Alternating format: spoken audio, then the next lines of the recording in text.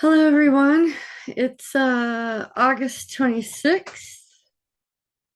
Had a really interesting night last night. I was going to say action-packed, but it was, but no, I listened to Nathan Reynolds' podcast quite a bit and or his YouTube channel, I should say, whatever you want to call it, and he recommended this book by Mary Lou Lake. It's called What Witches Don't Want Christians to Know. And I was so engrossed with it. I read the first half in one night and the second half in the next, and got a lot out of it. As you know, I'm gonna put my TED Talks on Monday and journal on Wednesday because I seem to have revelations during the TED Talk. And I thought, well, before I start my journals, I'll talk about that a bit. But as I was going through here, I was reading how she was talking about the holidays being, pagan holidays, and we've got all these trinkets in our house to decorate with. And I realized then, oh my goodness, I need to get rid of it. And you know, I had dream catchers in my house. So I really enjoy them. I have American Indian stuff in my house. And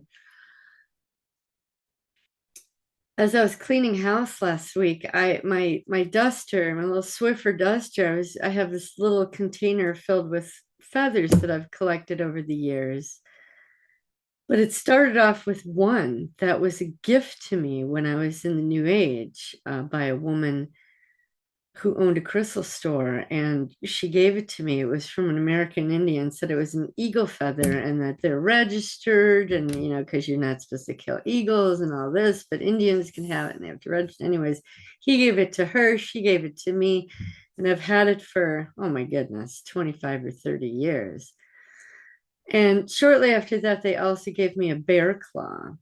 And so I wouldn't lose them. I tucked the eagle feather into the hole in the bear claw. There was, I think someone drilled a hole in there for a necklace or something, but I always kept them thinking that they were treasures. And I've since learned, geez Louise, I got a spot on my dress. Since discovered that no, this woman, through my memories of the past few months, I remembered that this woman was my handler. I mean, I don't think I went to her, and she did her little thing with her hand signals and realized I had programming and then used me. Anyway, it dawned on me, oh my God, that was a gift from her. And she was a witch. And I can't have this in my house. And so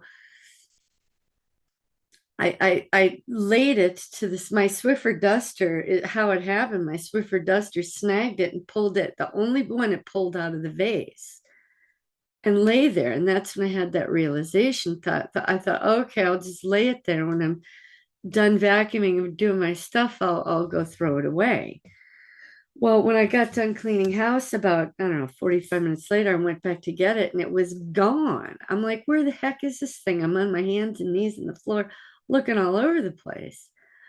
And I was distraught. And I thought, well, I guess I'll find it when I need to. The next morning, I went out to do a TED Talk, and I finished the TED Talk. And as I was putting the bat back in its little place, there was the feather. I don't even remember what the TED Talk was about right now, but there was a feather just laying on the floor right there. I should have seen it, but I didn't until I finished the TED Talk. It's like it disappeared and then reappeared. It's like Satan had it disappear, but then God had it reappear. It was mind blowing. Anyway, I was like, yay, I found the thing. Took it outside over the fire pit, burned the feather. The claw wasn't going to burn up, but then I brought it and I threw it in the trash. The next day was pick up and it was gone. I felt good. But then last night I realized, oh my gosh, I have all these dream catchers in my house, and most of them I just bought, and they weren't for, witchcraft purposes or anything like that. But I did a quick little look up on Google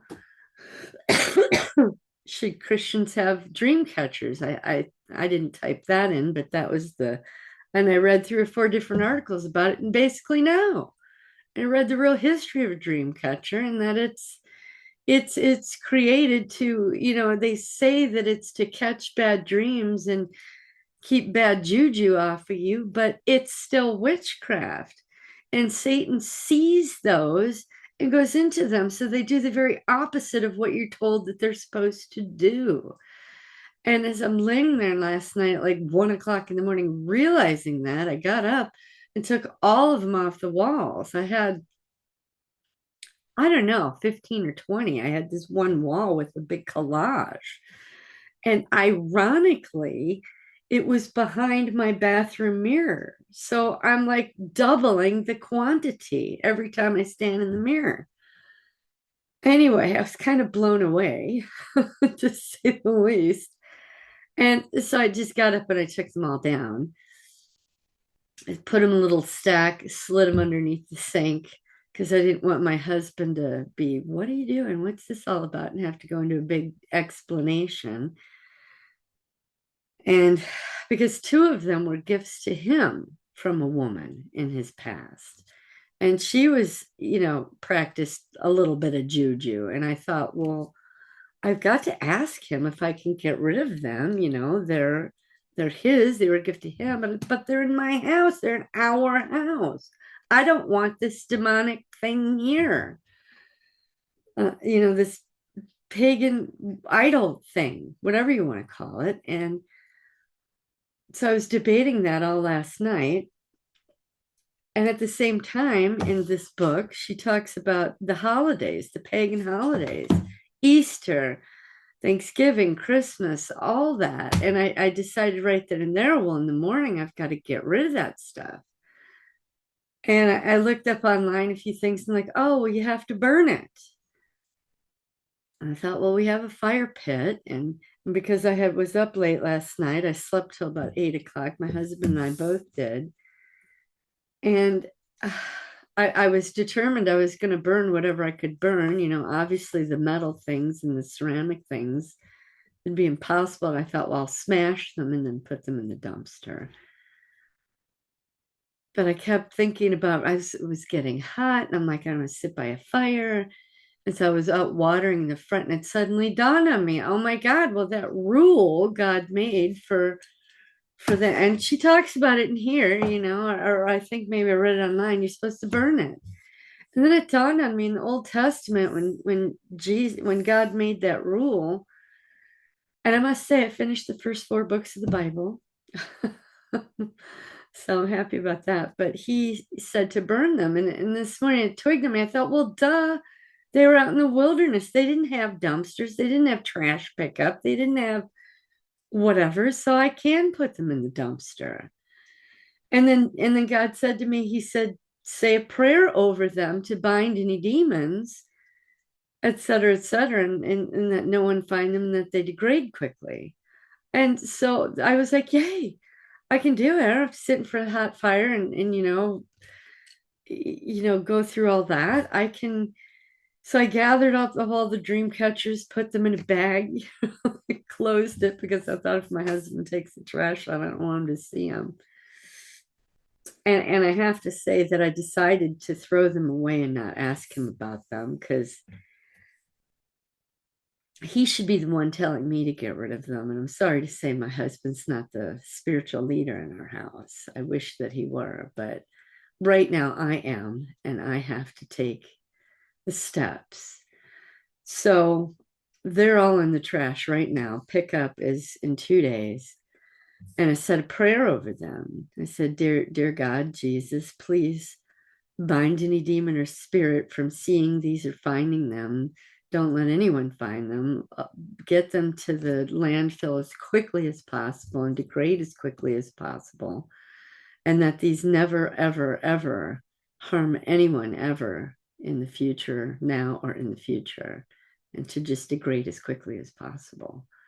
So that was the prayer I did over it. I don't know how appropriate it was, but it felt right at the time.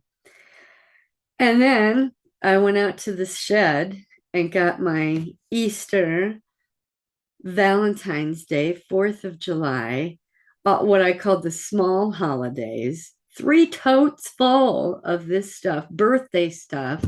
All of it went in the trash can.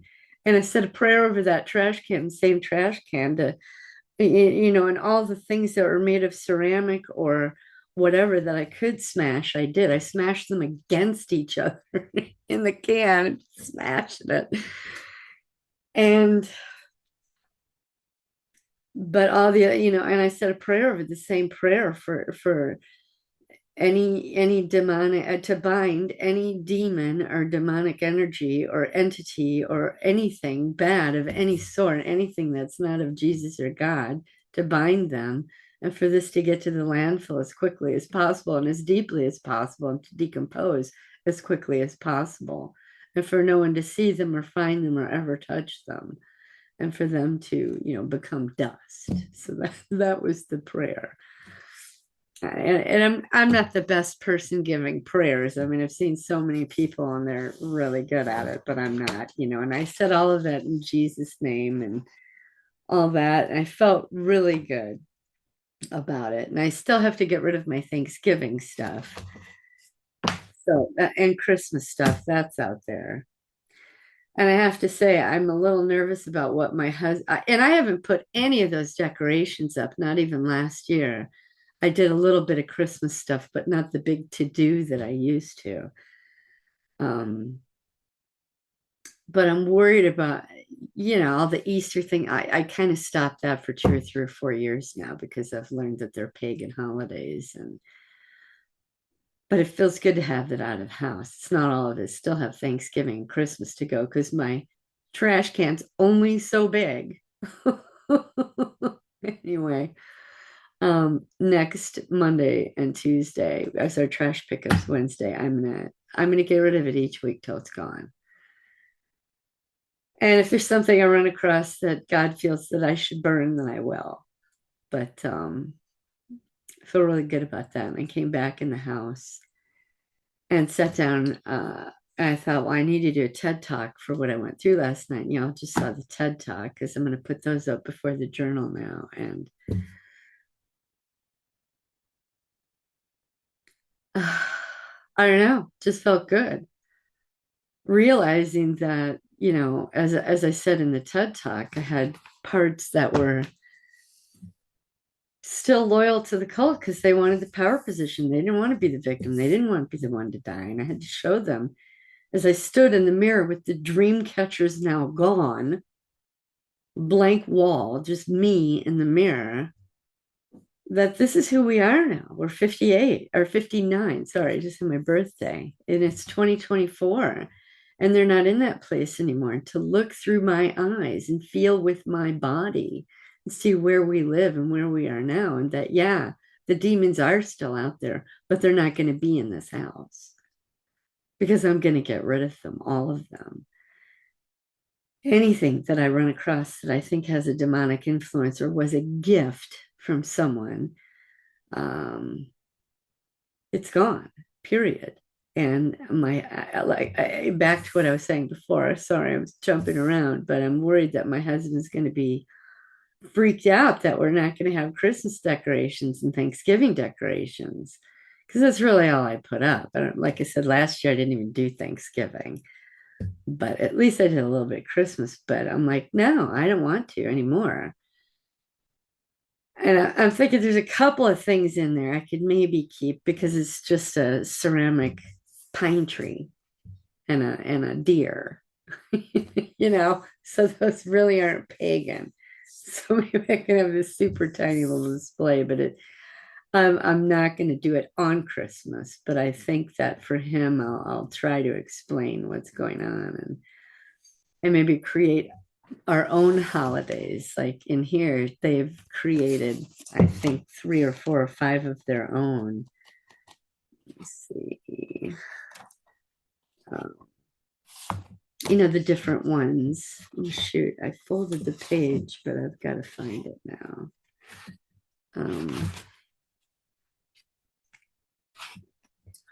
Oh, shoot. Is it the top fold or a bottom fold? Oh, here it is. So we celebrate Passover with communion and we give thanks for everything that Jesus did for us on the cross. We celebrate Pentecost and we ask God for a fresh outpouring of his spirit. We fast during the Day of Atonement and pray for our nation of Israel. We celebrate Jesus' birth during the Feast of Tabernacles. We celebrate the Feast of Dedication to give thanks for Jesus' conception. The light of the world came to earth.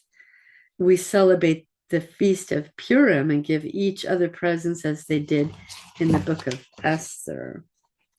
Now, and it says, we pick many random days through the year and celebrate just to show our love of our family. So 1, 2, 3, 4, 5, 6. So if anyone knows when these dates are, please send me an email and tell me, because I'm such a new Christian. I have no clue. My counselor is a Christian. Well, I'm just going to say it. And I decided this a couple of weeks ago. I've been debating it for 2 or 3 months now, but my counselor is John Euler. And I am so grateful for him because he is a wealth of knowledge. He knows the Bible. He went to theological or whatever you call those schools for theology, and before he became a counselor. So maybe he'll know. But going forward, I'm going to. So we're not quite there yet. I still have 1.5 handwritten journals to do. But when I get to the point where John and I start working together, I am going to air our sessions, not 100% of them, because I want to keep the parts about me and my husband private. But the things I've learned and discovered with him and through him have been invaluable. And in particular, well, I won't say in particular, but since I started reading the Bible, my cult parts that are loyal to the cult, don't understand the Bible. They get confused. They don't understand things. And I have no reference. And I to go through 5,000 different resources would be ridiculous when my counselor has this training, and I know he has a good heart and he's helped me with all these other things. So he's kind of do a little 15 or 20 out of a 2-hour session. We spend maybe 10 or 20 minutes on a little Bible study. It's not Bible study per se, but he answers the questions that I have. So, and I want to share that with everyone because I know other people out there have these same parts.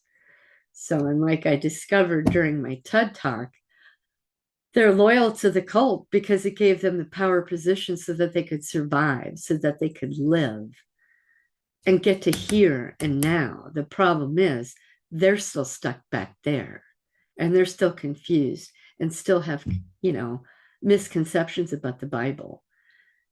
And so they need to know that here and now, as they come and join me and become co-conscious with me, and I'm getting goosebumps all over as I say this, that the only way to have the power position now is to accept Jesus into their heart.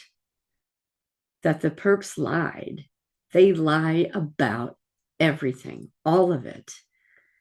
And for these parts that don't know, to talk to the other parts that do know, that remember Jesus came and saved us. Jesus did this.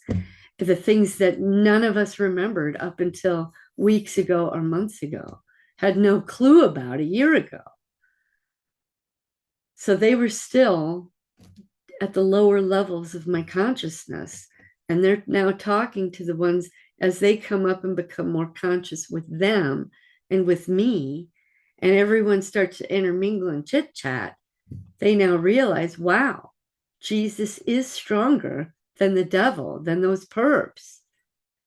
Jesus wins. And to have the power position now, which was their purpose then, and they want to hold on to their purpose of having the power position, that now that they know the truth, they can keep the power position. It's just that they now understand the true power position, if that makes sense. to embrace Jesus and have Jesus as their sword and armor, because those perpetrators and those demons are chicken shits. As badass and as awful as they are, the only true hold or power they have over you is because you have a part that still believes that they are the power.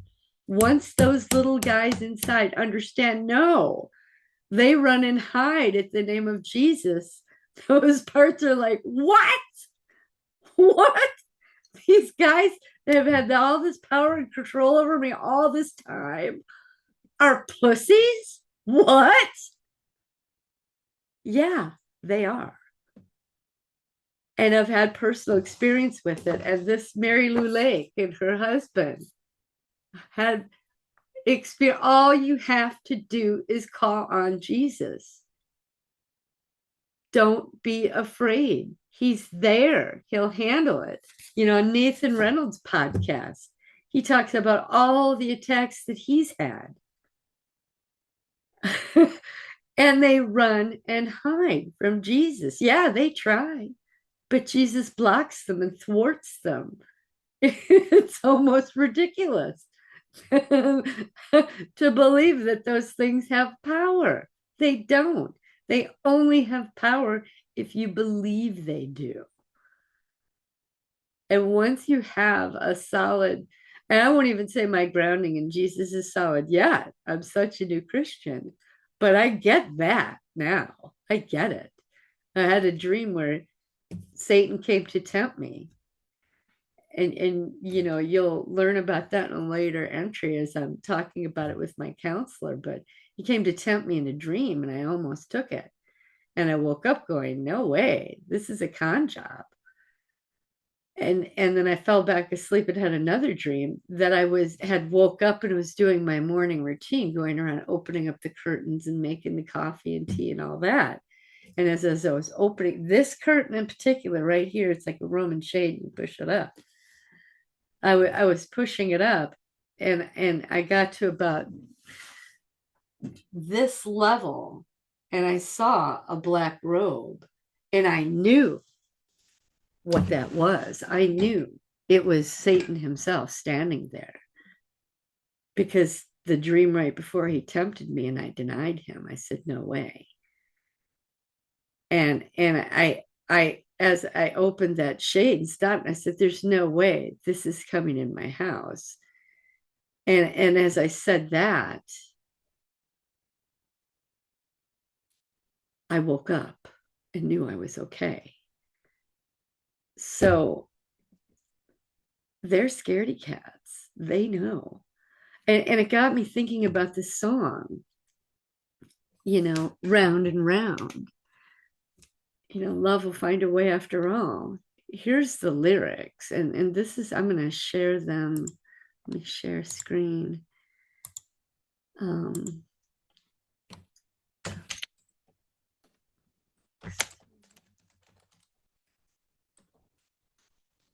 it's funny because the singers of this song, their name is Rats. And when I learned that, I thought, well, good, I'm a rat, because I'm telling the world about those perpetrators. I'm a rat. Anyway, it starts out with out on the streets, that's where we'll meet. You make the night, I always cross the line. Tighten our belts, abuse ourselves, that's what we do. Get in our way, we'll put you on your shelf. That's, in my mind, this is God, Jesus, me, God's army talking to Satan himself. Get in our way, we'll put you on your shelf. Another day, some other way, we're going to go, but then we'll see you again. I've had enough, we've had enough. Cold in vain, she said. The whore of Babylon, cold and in vain. That's how I perceive this line. She said, I knew right from the beginning that you would end up winning. I knew right from the start you'd put an arrow through my heart. Satan knows that Jesus beats him. But, you know, whether he's deluding himself and all his demons or what, the whore of Babylon, Satan, Lucifer, They know the power of Jesus. There was an interview I saw on Emma's show. I forget who the woman was, but she said in one of her rituals that all these demons were bowing down to her. She says she didn't realize until later on that they weren't bowing to her. Jesus was behind her and they were bowing to him. So they know, and then here's the chorus: round and round with love, we'll find a way. Just give it time. Round and round, what comes around goes around, and I'll tell you why. Looking at you, looking at me, the way you move, it's easy to see. The neon lights on me tonight. We're going to be out on the streets in that nasty world. Neon lights. I've got a way, and we're going to prove it tonight. Like Romeo to Juliet, time and time, I'm going to make you mine. Whore of Babylon. Jesus is going to make you his. I've had enough. We've had enough. It's all the same, she said. Again, it's the whore of Babylon talking back. It's all the same, she said. I knew right from the beginning that you would end up winning. I knew right from the start you'd put an arrow through my heart. Round and round with love, we'll find a way. Now, this is us talking again. Round and round with love, we'll find a way. Just give it time. Round and round, what comes around goes around, and I'll tell you why. On the streets, that's where we'll meet, because that's where it happens, isn't it? When you go to the store. I mean, Mary Lou, she's talking about, she's going to the store, she's in a parking lot, she's here, she's there, she's in a restaurant, and she's got childhood friends or church members attacking her and not even knowing it because they're in a different part. It's out on the streets, that's where we'll meet, because I'm going to clean my house out and he ain't getting back in here ever. So I'm sorry, I'm so passionate. Out on the streets, that's where we'll meet. You make the night. I always cross the line. Tighten our belts, abuse ourselves, get in our way. We'll put you on your shelf. Round and round with love, we'll find a way. Just give it time. Round and round. What comes around goes around. I'll tell you why. And then the same chorus again. And this is the line in particular. And the funny thing about this song is it's like Jesus talking to Satan. We are Jesus warriors. This is us talking to Satan. But if you don't know the lyrics to this song and all you know is the chorus, it's like Satan talking to you. But that's not what this song is doing. It's Jesus and the victims who are now the victors. We may be survivors, but we are also victors. We won, we survived, we made it here. Sorry, I'm looking at the thing there. We survived, we made it here.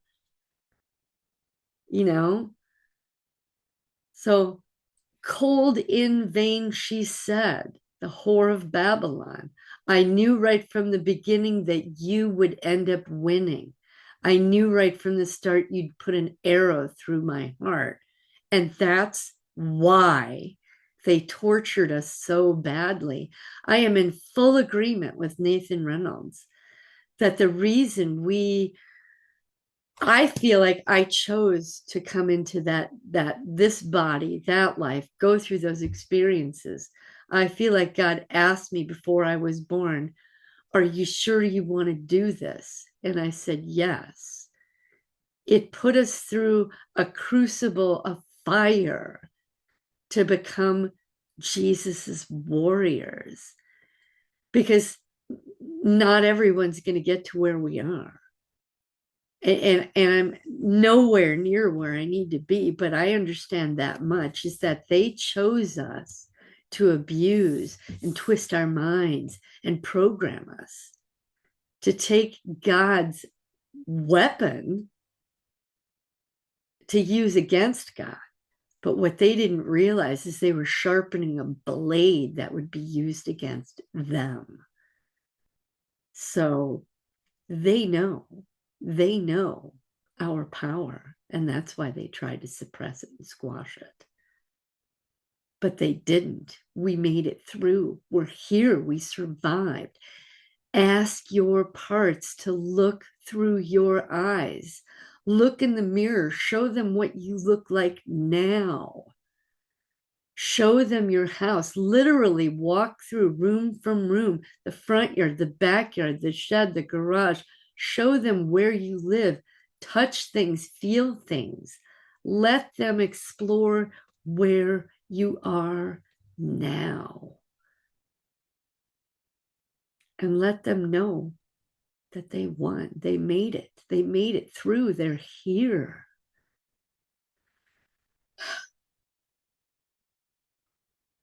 And they're here now to be God's warrior, because who else is going to know what a demon looks like, smells like, feels like, the vibration of the air, the temperature shift, the buzzing or whatever sense that you might get. We don't have just five senses, and it's not just ESP or spiritual connection. We have a sense of pressure. We have a sense of humidity. I was told once that we have 50 different senses. I don't know what they all are, but our parts do. So as they become co-conscious with you, you will know. They will show you. They will tell you. And so when you're out on the streets and someone comes up to you and does their little bullshit with their hands or signal or gives you the code words or whatever, just look at them and say, Jesus wins. And they will spin on their heels and run. And if they don't, say it 5,000 times, because they can't stand it. They're pussies. They're cowards. All of these Satanists and Luciferians and witches and witchcraft and all this disgusting paganism, all of it, they're pussies. They put on a good show and they're bullies, but they know that they're going to lose. They know right from the beginning that we, Jesus, would end up winning. They knew right from the start that we'd put an arrow through their heart. So hopefully they will repent and become saved. And if they don't, then God takes care of them. But they can't hurt you. They can't harm you. The only way that can happen is if you have parts still inside of you that believe the power position is to protect the perpetrators. Explain to them where you are and when you are, and that they made it out. They made it through, that strategy was necessary at the time. But now, here and now, no. They need to understand that they were lied to. They need to understand that the true power position, the truth, is Jesus. That Jesus is their sharpest, swiftest, strongest sword. The blood of Jesus. Have the blood of Jesus cover you and your family and your home. Get rid of the things in your house that are pagan or connected to witchcraft. Protect yourself, because you can't have it in your home. You're inviting demons in. You're inviting your own persecution. And it's those little parts inside, just like with me, for months and months and months and months. I knew they were there, but I didn't twig on it. Oh my God. And here's another thing. I was watching an interview of Emma with a woman who was drinking out of a goblet. I swear to God, I thought to myself, oh my God, she's drinking out of a blood goblet. And I had this little judgment about her. And I thought, well, don't judge. And about 6 weeks later, it dawned on me that my winter bathrobe, guess what color it is? This full-length plush robe is black.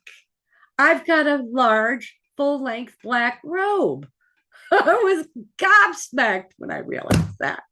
I bought myself another robe just last week. So we have things around us that our parts who are still loyal to the cult need and want. And they need to you need to have a conversation with them. You need to show them. My counselor had me do a pros and a cons list. I'll share that with you now of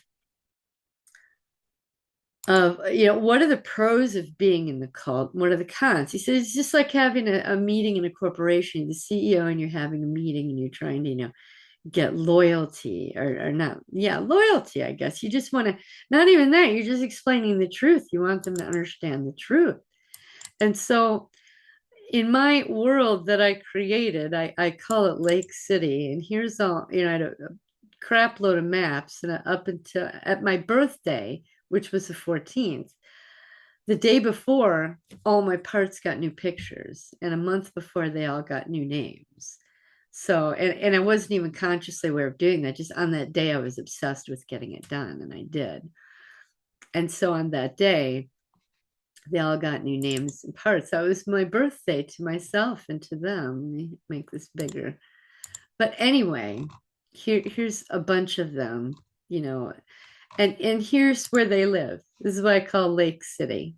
I just got pictures off Google and kind of collaged them together. This beautiful lake that forms at the base of a waterfall, and there's meadows and trees and fields, which, leads into where everyone lives in log cabins because I've always wanted to live in a log cabin. Accommodations for 35 because I now have 177 parts. So I chose log cabins that were 1 and 2 bedroom, 4 and 5 bedroom, and 10 to 20 bedroom. So this is accommodations for 35. Next slide is accommodations for 70. These beautiful log cabins. I try and make it bigger. Oh, geez, Louise, what's happening? Oh no, I messed it up. Shoot, let me undo all that. Okay. And the next area around the lake, here's the big log cabins in case 10 to 20 people want to live together. That's great.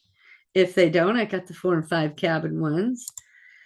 And so that was accommodations for 70. So there's 35, 70, 70, 25 more. These are the smaller cabins.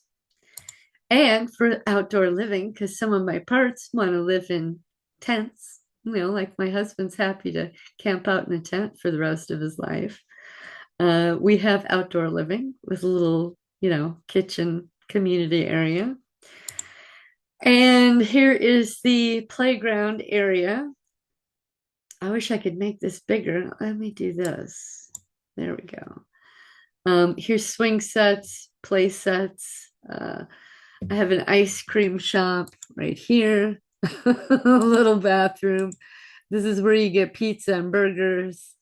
I'm sorry, guys, I forget what that place was.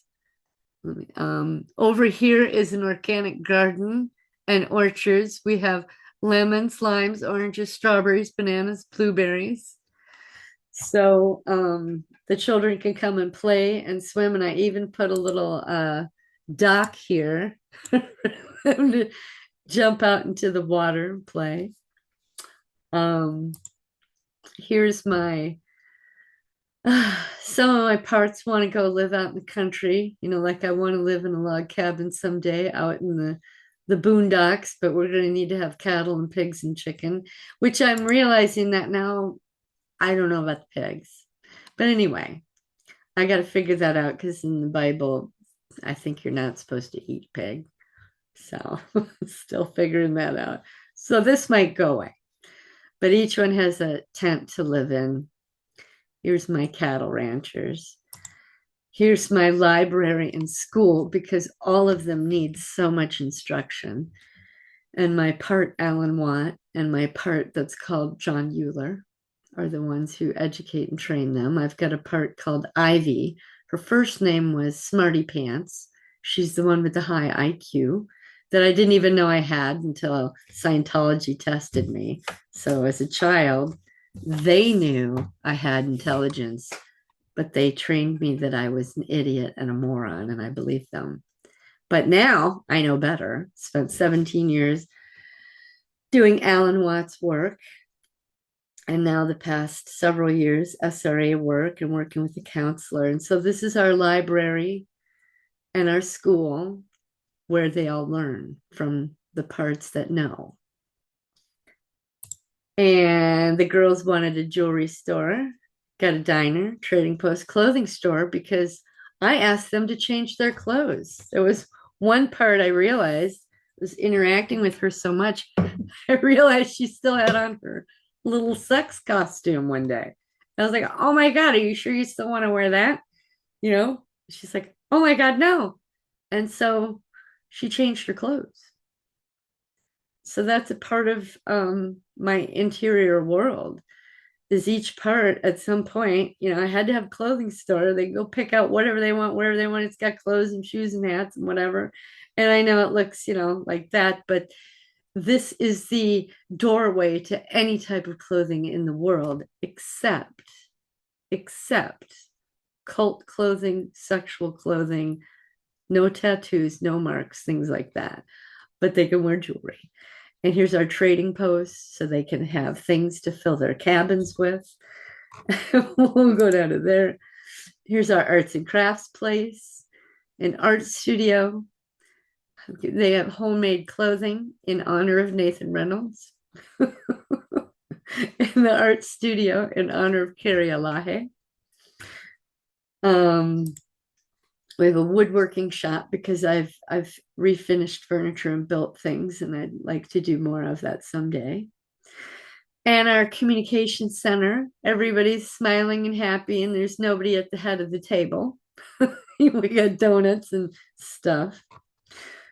And let me go to the next one. Here's our kitchens. We got little comfortable ones, or big, huge ones for those big cups, or medium size, so small, medium, and large. Same thing with the living rooms, small, intimate, medium, super large.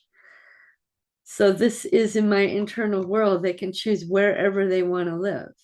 And I will say, when I first did this, I didn't put bathrooms or bedrooms in because I thought, well, those are private places and whatever. But they were screaming at me, no, we don't need privacy from, I mean, yes, they need privacy from each other, and no one's going to run around naked. But they want to know that their bedrooms and bathrooms are safe. And they are. So we put bedrooms and bathrooms on here several days after all the rest. Living rooms, bathrooms. We've got, small, simple, and big, beautiful. So whoever wants to bathe in any kind of bathroom, they can. And the bedrooms. Again, we got the bunk beds for the little ones, and big old ones for my big dudes, because I got some really big dudes inside of me. And then the big dudes inside of me absolutely do not want to lose their skills. They want to continue with their knife training and their combat training. And we do that on TED. And about once every couple of weeks, my husband gets a bug up his butt and shows me something different with a knife, or how to move your body, or how to pull their head back and slice their throat, because it will be out on the streets. That's where we'll meet. And if things go the way some people predict, I pray that we become a righteous nation and our prayers can shift the tide and more people become godly and get rid of the demons. But if we don't, and as preppers and such like to say, if shit hits the fan, we might need to call on those parts to save ourselves or someone else. Save a child, save your child. I don't have any children, but, and I don't know why I'm going to say this directly to you, Carrie Alahe. I watched some of your interviews and you were talking about how your parts are retired. I don't want my parts to retire. I want my knife fighters to know how to use their knife now with this body. I want my warriors, I used to call them my killers because that's what they did. But now I've changed their name. They're my warriors. They want their skills honed because I'm not going to be harmed. And this is for if something happens and my husband, I won't say what he does for a living, but if shit hits the fan, he's going to be at work behind a concrete wall, and I'll probably go with him with their other wives and children. But if we're in a scenario where the men are off fighting, we ladies have to know how to take care of ourselves. So that's what this page is about. We're going to need to know how to navigate the land, which I like to rock climb and hike. That's why I need another picture put in here, hiking, and survival skills. So that's why this page is here.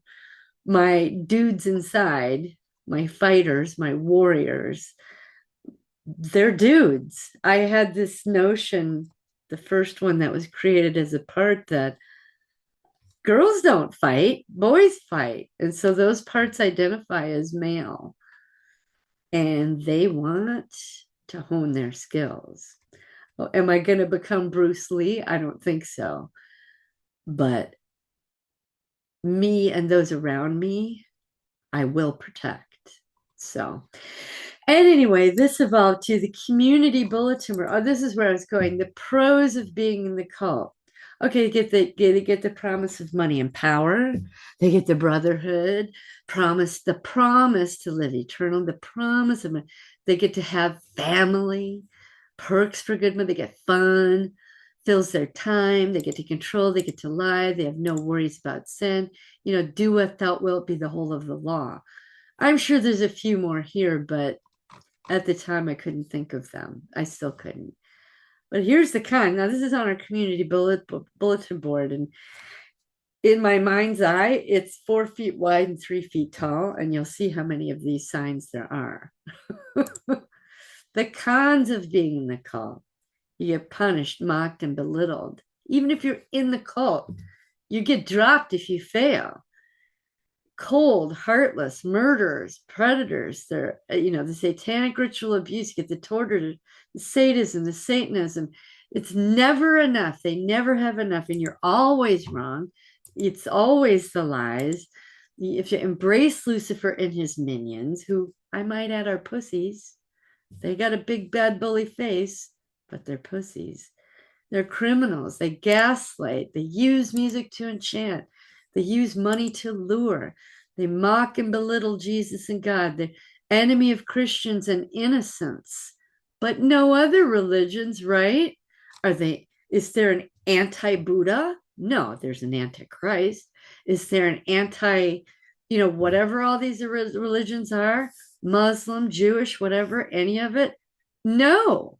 Satanists are only anti-Christian, anti-Christ. And that's got to tell you something about the power of this religion. Because if those religions were just as powerful or came under the umbrella of Jesus, they'd be under attack as well. And they're not. They are being pushed and encouraged and made to spread, but not Christianity. So they drink blood, use of any and everything to destroy. There's no introspection, the destruction of God's most innocent. They're cowards. They hide. The destruction of any beauty. They're angry. They yell. They bark. And this was just as they were coming at me. The alcoholism, the drug addicts, they're psychopathic. They destroy society eternally. They destroy individually continually. They destroy Christianity. They use religion for their own gains. They use all institutions for their own gains. They never take responsibility. They have no empathy, no regret, no compassion. They are not human. They're evil. They have no conscience. The blood, the pain, the agony. And here's page 2. The fear, the anxiety, depression, confusion, suicide, absence of love, absence of God's love, the inability to love. They cause an inability of intimacy, constant deception and misdirection. They cause sickness and injury, suffering, misery, selfishness with a big ego. They can turn it on and turn it off. No compassion. I think that's in there twice. Destruction of the family, destruction of the ability to love, psychological, spiritual, physical, and mental states destroyed, envious, greedy, vile, gluttonous, proud, sloth, wrathful, cold, dark, cowards. I think I got that under twice, I believe. Possession, abandonment, isolation, cannibalism, depravity, decadence. They gaslight their innocence, destroy brutally their enemies, program and condition victims to silence. And the list goes on and on and on. But does this list go on? No, they get a few things. Yeah, sure, great. Pros of being in the cult, I suppose I should, for a part, say they get to survive and live. Say that. Parts get to live, which is necessary to get us here, but you've got to tell those parts, come into the future now. Come here and live with me here and now. Look through my eyes. Taste with my mouth. Touch with my hands. Hear with my ears. And then the next bulletin board was my evidence of Dad, my major perpetrator, the pros of the things that he did. I don't think I'm going to go on with all that. But here's the cons. 2 pages of cons. And then I had another aha moment where another part needed to know something, and it was basically a part loyal to the cult. And how could they discern? How could they tell the difference? And I said, well, we've got to define that. And here's what I came up with.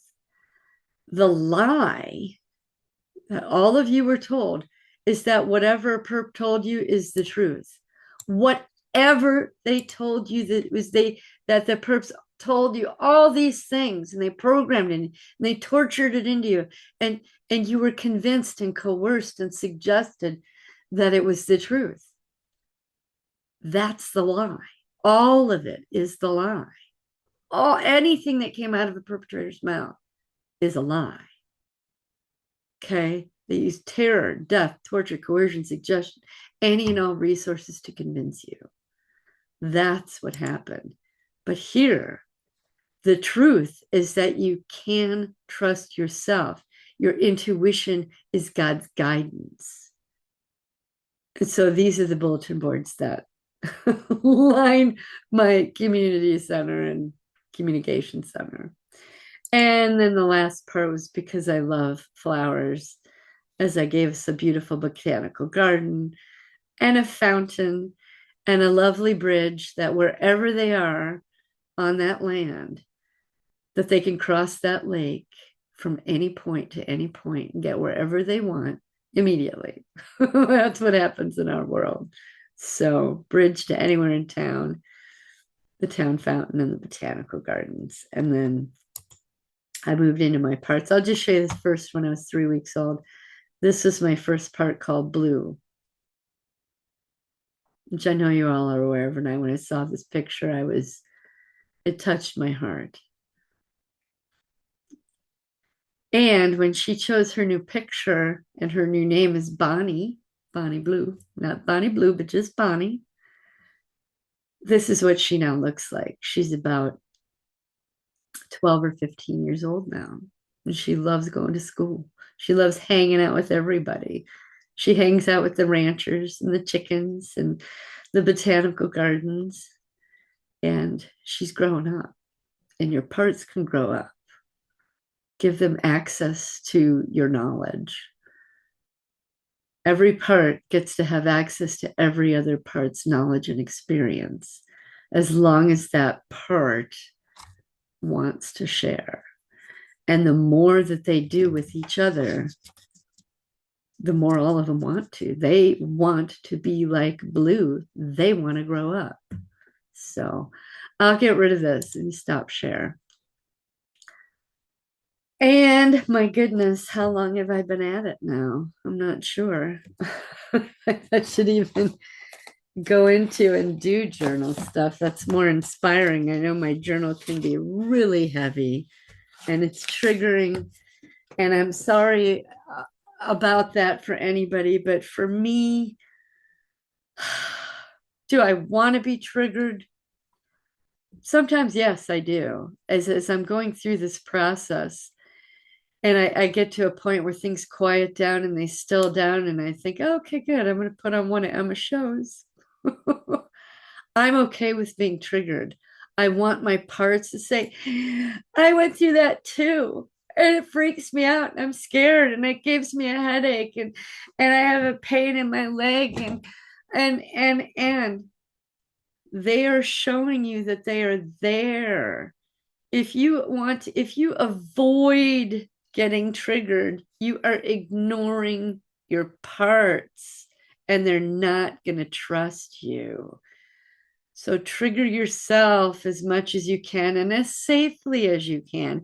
And I'm not talking about the triggers of have somebody give you a code word or phrase or whatever, but watch and listen to as much as you possibly can of other survivors, as much as you possibly can, and journal, journal, journal, journal, journal.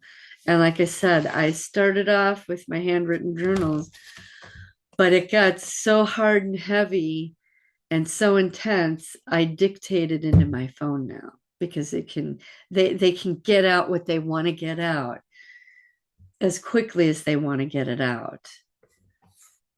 And yeah, the handwritten journal is very useful and the sketches are very useful, but for me, it's about getting the information to my conscious mind. They want my conscious mind to know it. And yes, handwritten journal and sketches do that as well. But for me, it was a starting point, not an eternal. And yeah, from time to time, I still will draw a sketch because bam, something comes into my head. But um, right now, 95% of what I'm doing is dictating recalls of memories. So, and I can stop and I can cry or I can go hit Ted for a while and come back and dictate again. I just can't write it fast enough. So these are all tools. Find what works for you. But as I was saying, um, I'm sorry if these things trigger you, I'm not sorry. I think that you need to be triggered. Your parts want to be heard. The scared little wounded children want help, and it's you who gives them the help. So listen to them, hear them,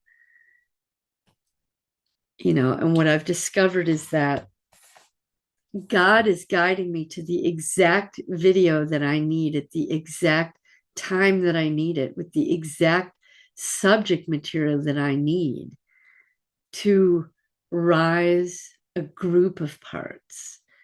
Yeah, it'll start with one or two, but those one or two are connected to and splits off of others, and a group of them rise at once. One time I had 15 come out all at once. So is it easy? No. Is it stressful? Yeah. Do you lose sleep? Yeah. And if you work and have children, you know, go easy on yourself. I mean, yeah, obviously you don't have the time anyway, but if you don't have children and if you're not working, don't sit your ass in front of the TV all day or play video games or go to the mall shopping. Sit your butt down and watch a 3-hour interview. Take your journal with you and jot down notes. Do the work. There's days that I could spend 6 hours, 6 or 8 hours. And there was some days I spent 10 or 12 hours just working on this stuff, creating graphs and charts and figuring out, oh my God, how does Excel work in this way and that way? And how does this, whiteboard thing operate? And let me try and make a split map and all sorts of things. Put the work in. because the time is coming when your parts need to become conscious with you here and now. If you're not ready when shit hits the fan, and I pray God and Jesus, it doesn't hit the fan, that we have time to get there. But if it does, you're going to need every single one of your parts, whether you've got 5 or 50 or 177. You know, I've got all their skills and abilities. And as I go through my days, I realize how smoothly they're starting to shift in and out between each other. I got a couple parts that like to drive. I got another part that likes to do security. He makes the rounds and checks the house and makes sure the my husband trained me this, but he loves it. Lights, locks, fires, and floods. That's what you're checking for every night before you go to bed. Are the lights on outside? Are the locks locked? Are we checking fire sources? Is the stove off? Are there any and then floods. Let's make sure there's no water issues. Lights, locks, fires, and floods. So I got a part that takes that over. And he loves to hang out with my dog. And there's a time where the dog had me go outside, took me all the way to the back gate, which she doesn't always do in her nightly little rounds, to discover I left the gate open. One of my parts left the gate unlocked. So Barry was saying, hey, I'm going to interact with your little doggy here and get her cooperation. And when you need to check something, we're checking it. So he's security. He also helps me at the grocery store because I used to sometimes, when I was hot and heavy with my parts, I'd need to go to 3 stores. I'd go to one and then start heading home. And I'd be almost on the highway to realize, oh my God, I forgot the other stores. I have to turn around and go back. But he reminds me, I have a part that reminds me of our checklist. Conscious with me. Okay, you other parts, we know stuff's going on, but our task right now is shopping. So we're going to shop. And when we're in the store, I used to, how you put your purse in the little child seat. And I used to, if your cart's semi full, not full, but instead of shoving the cart over, you'd walk maybe 2, 3 feet away, grab something, come back. I don't do that anymore because it leaves your purse exposed. Anybody can just grab it and pick it up and walk off while your back's turned in a split second. Or your phone, because my phone is in a little pouch that stands up. So all anybody has to do is go, bam, tuck it in their pocket, walk off. What does that take? 2 seconds? 1 second? So my security guy, his name's Barry. He says, hi. He makes sure our purse, our phone, and are secure and with us. If I want something, I have to push the cart to it, and I grab it from the left with my purse right in front of me. And then one time I had a park in a place that I never park. I always park in certain areas at these stores. Well, this day I didn't. I lost the car. Well, Barry's in charge of keeping track of the car too. So I'm not wandering around the parking lot for maybe a witch or a devil to come attack me. So, like I said, out on the streets is where we'll meet, or in the grocery store or wherever. So be ready. Get your parts up to consciousness with you. And for me, I want to do it as quick as possible. And without, going insane, obviously, or committing suicide, because we all have those programs. But I want to thank you, Gray, because you taught me about the mind files. It was about, was it a month or 6 weeks ago you put that out? And I had a huge aha. My parts remembered. I sketched out what I call my mind files thing. And I was able to categorize with colors and names. And I guess I'll share that with y'all right now, real quick. Let me get rid of this. Am I sharing? No. Share. So thank you, Gray, for that, as I never remembered the headphones over my ears with the tones the dual tones. Let me back up here. So I put that under, oh shoot. No, that's not what I want. Mind files. It's got so I have my categories, and then I created my mind file was a lily right here over a tombstone where everything got buried. My lily is my file cabinet along with the tombstone. And these are my parts connected to that mind file, which jacked into the SRA that occurred before that and branched out like a lily with vines. Each part is a flower connected to a vine that moves out. And here's the center. Here's blue, my first split, which moves off up into here. Who these are the ones that were tortured. These are the ones that were assassins, as well as these. I've got two different things. And this is where my assassin training happened. Actually, no, I'm sorry, this is wrong. This is my monarch sex slave. And this is my assassins, and these were my places of work where they'd come give me signal and send me somewhere, or something would happen. So, and then below that on the other side, my blue split into when God was there with me. Michael, I split off into the what I imagine as the Archangel Michael with righteous indignation fighting for his life. And that's where my anger and rage come from. And and so the ones who eat when they eat to stuff their emotions, or go into despair because they can't do anything, or try to talk about it and get punished, or get sick, or tired, or sleep deprived, or whatever. But this part's here split. It was a piece of God that had me survive. God had me survive, not them. And that's where I split there. And I go down to here. Those vines moved into different splits there as well. So I'll get into that some other day. But I just want to say thank you, Gray, for putting that information out. And I want to show you another part. Yeah, let me save that. Of the mind files that I did was I put them into categories. So my mind file is a lily connected to a tombstone where everything gets buried and filed away.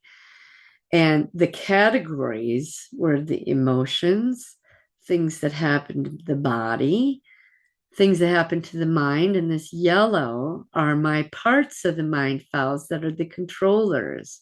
We have one that confuses, kills, sex, one that pollinates, keeps the programming going, suicide, insanity, sabotage, does magic, tortures myself, one that handles operations, one that's a soldier, commander, communications, the vines, which are the connections to each part.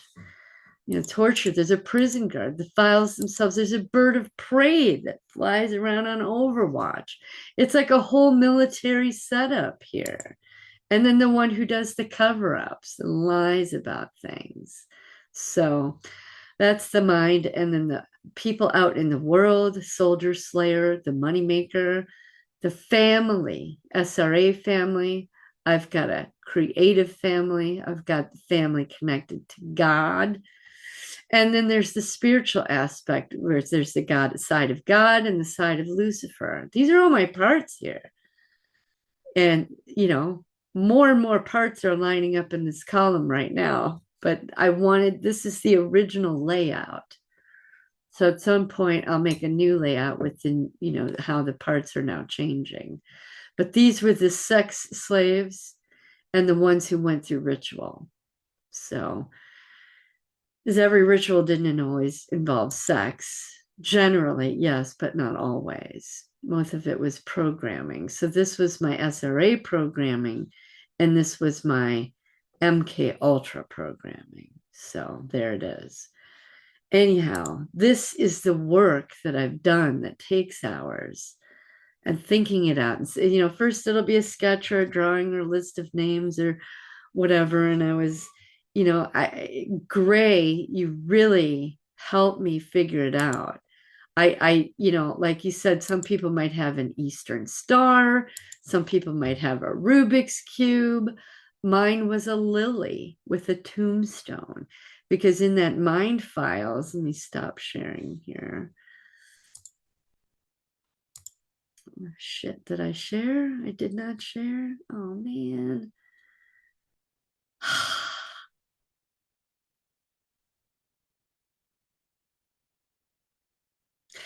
Anyhow, I think I screwed this up again and was talking while I was sharing, but I'll bring those images up while I'm talking about it and get rid of that. But I just wanted to say thank you, Carrie Alahe. Thank you, Nathan Reynolds. Thank you, Gray. Thank you, Lisa Meister. Thank you to all of you. And thank you, Emma, for putting them all together. Yeah, I can find other people out there that are not on your show, but your website is a treasure. So, everyone out there, put the time in, put the work in, turn the TV off. You don't need to go hang out at the mall or go to a movie. And if your husband's looking over your shoulder going, what are you doing? Say, you know what? I'm working on myself and my mental health, and I hope that your spouse is behind you and supporting you. But my guy's not there yet. So I have to do what I got to do. And it's my hope and prayer that as I heal and change, that he will as well. I'll just say, a soldier with PTSD, and that's all anybody needs to know. So, anyhow, I think this is oh, I am sharing. Okay, let me stop sharing. It's looking at the wrong window. Anyhow, I'll let y'all go. I guess I'm not going to go into my journal. I'll do that next week. And as I said again, there's not going to be trigger warnings here. If you want to know me, know me. This is my testimony. This is what I went through. And I'm going to get into the nitty-gritty and share the graphic details. I think I'm going to try to buffer some things because y'all know how graphic things get, but we got to go there.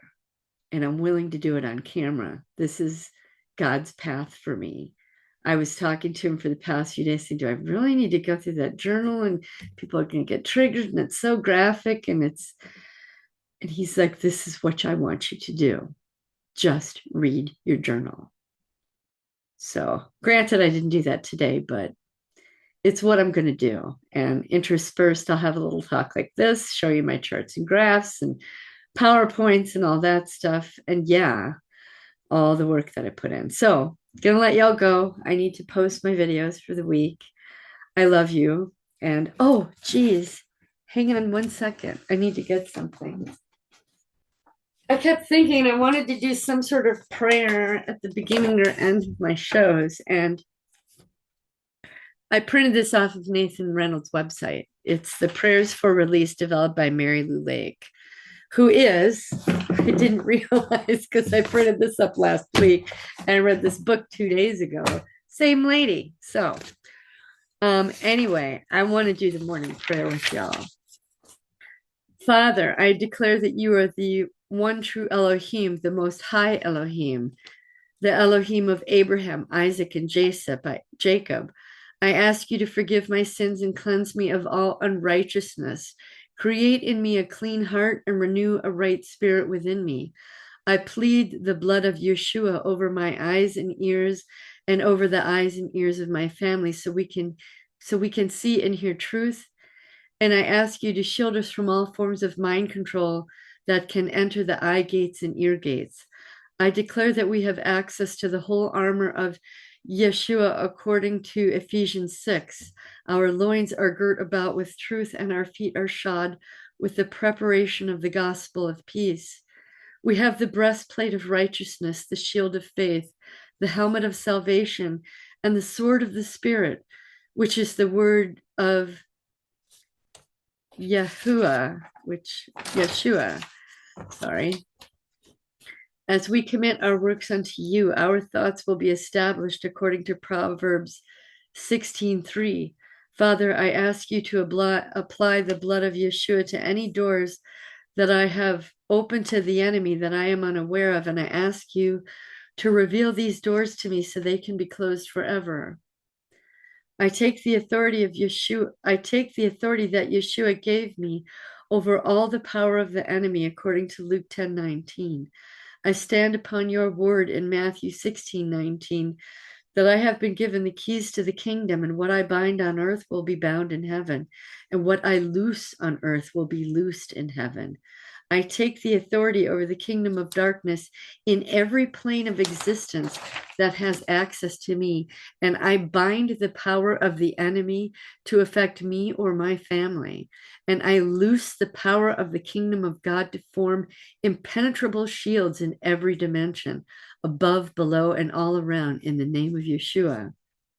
I stand upon the promise in your word that says, no weapon formed against me shall prosper, according to Isaiah 54:17.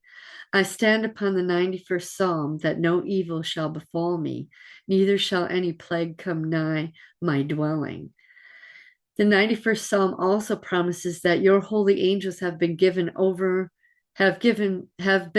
charge over me and my family, to keep us in all our ways. Father, I ask you to send extra angels for reinforcement during times of spiritual warfare in Yeshua's name.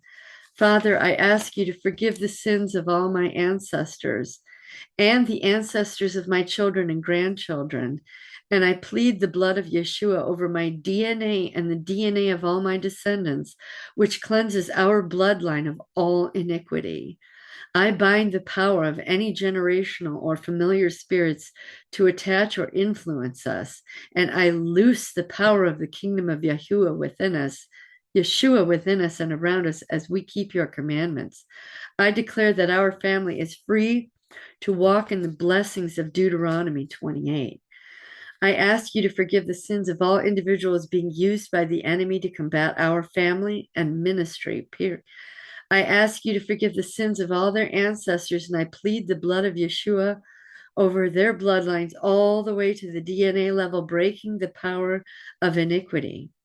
I ask you to break all their occult power to the highest levels, making it possible for them to be used by the kingdom of darkness to harm anyone. I ask you to save their souls, deliver, and heal them. I plead the blood of Yeshua over every action and every word spoken against me and my family, nullifying the demonic power. I command any evil spirit sent on assignment against me and my family to return to the place they were sent from. I bind these spirits from harming those that sent them, but I pray that their defeat in their mission would serve as a testimony of your greatness and the victory that Yeshua won for believers in Yeshua's name.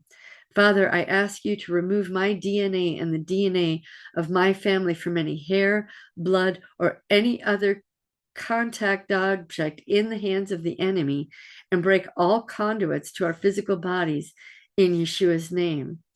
Father, I ask you to forgive the sins that have allowed technology to be used as a weapon against your creation.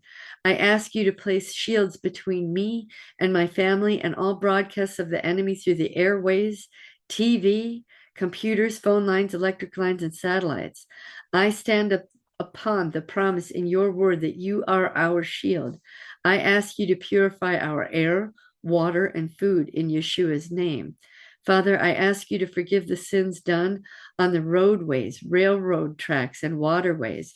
I ask you to forgive the sins of any individuals or groups that have adopted the roadways. And I ask you to break any occult connections that would give power to the kingdom of darkness. Father, I ask you to provide divine protection during any modes of transportation. I ask you to surround our vehicles with your holy angels to ensure safe travel in Yeshua's name. Father, lead me in paths of righteousness today and attune my ears to your voice that I may follow you. I ask you to fill me with a hunger for your word that I may know you more. I give you all of my praise, my worship, the honor, and the glory in Yeshua's name. So I know it's long, but I think I might be saying this each time. And if I do a show in the evening, I'm going to do the evening prayer. I've been starting to do that for 3 or 4 nights now. And it's working because God showed me the dream catchers. He showed me read this book and got rid of the holiday stuff. So anyway, I'll let y'all go now. Love you all. God bless you and help you in your journey healing.